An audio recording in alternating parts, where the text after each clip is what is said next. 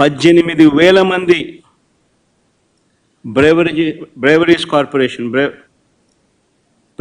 కార్పొరేషన్లో 18,000 మంది వాళ్ళ ఉద్యోగాలు పాయే. 2,60,000 మంది వాలంటీర్ల ఉద్యోగాలు పాయే. బ్రేవరీస్ కార్పొరేషన్లో మరో 18,000 ఉద్యోగాలు పాయే.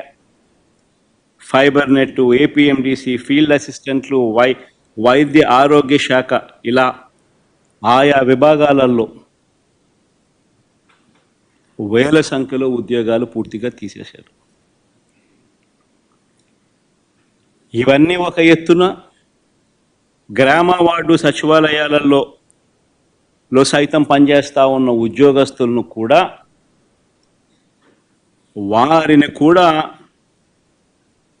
సచివాలయాల నుంచి వాళ్ళందరినీ కూడా డిస్లొకేట్ చేసి గవర్నమెంట్ రంగంలో మిగతా డిపార్ట్మెంట్లలో ఎక్కడైనా వేకెన్సీస్ ఉంటే అక్కడ వాళ్ళని సరిదేసే కార్యక్రమం మొదలెట్టాడు. సో ఆ ఇచ్చే ఉద్యోగాలు కూడా పూర్తిగా కుదించే కార్యక్రమం.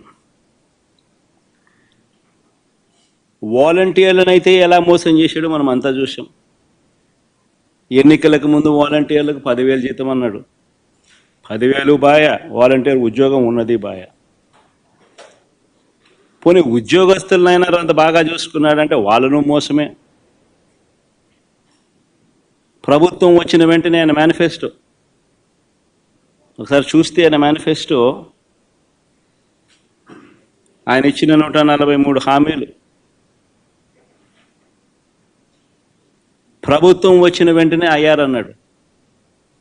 ఇంటరిమ్ రిలీఫ్ ఇంతవరకు 9 నెలలు అయింది. రూపాయి పెంచింది, రూపాయి ఇచ్చి పుణ్యం కట్టుకున్న పాపాను పోల. 9 నెలలు అయిపోయింది. ఉద్యోగులకు మెరుగైన పిఆర్సీ అన్నాడు. ఉన్న పిఆర్సీ చైర్మన్ బలవంతంగా రాజీనామా చేయించారు. కొత్త పిఆర్సీని ఇంతవరకు ఇలా ఐఆర్ ఇవ్వాల. 1వ తేదీనే జీతం అన్నాడు. 9 నెలల కాలంలో ఒకే ఒక నెల ఇచ్చాడు. మిగతా 8 నెలల్లో నెలలో 1వ తారీఖున జీతాలు ఇచ్చాడు చంద్రబాబు గారు. చెప్పాలి,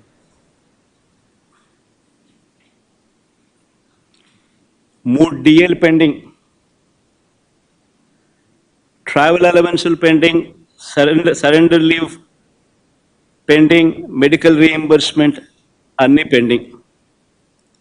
చివరికి ఉద్యోగస్తులకు సంబంధించిన జిఎల్ఐలు, జీపీఎఫ్లు కూడా తాను వాడేసుకుంటా ఉన్నాడు.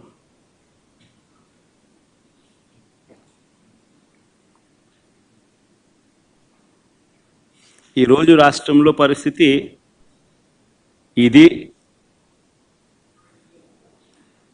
విధ్వంసం